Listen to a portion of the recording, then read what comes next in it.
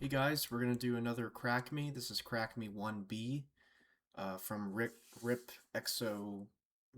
I think I'll have a link to his series of Crackmes in the description. So what we're gonna do is open up Crackme 1B. Well, first thing that we're gonna do is we're gonna use a tool called Detect It Easy. This is installed. You can download it. I'll have a link to that in the description as well. It just helps with identifying executables. So if we pop in crackme1b, we can see that it's a the 32-bit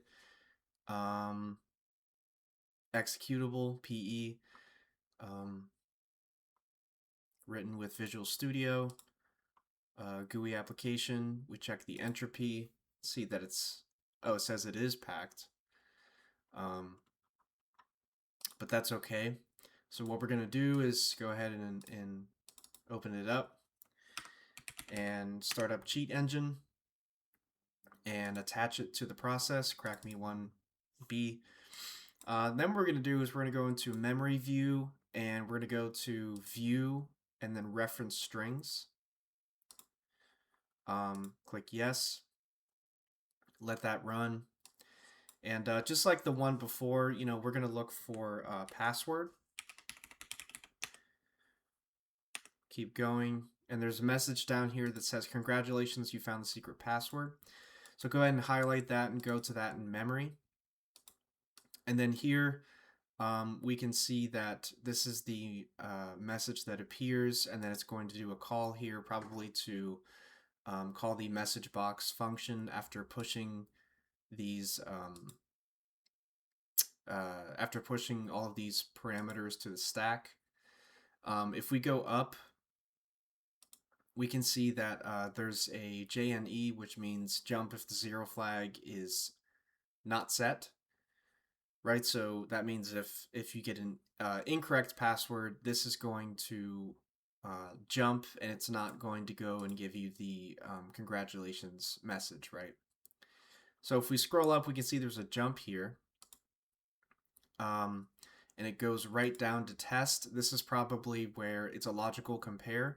This is where it probably tests to see if the password that you put in is the one that is correct. So if we keep scrolling up, we can see some interesting strings here, some comments.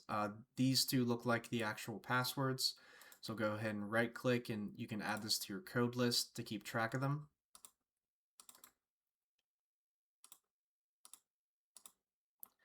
And so this one is looks like a raw string.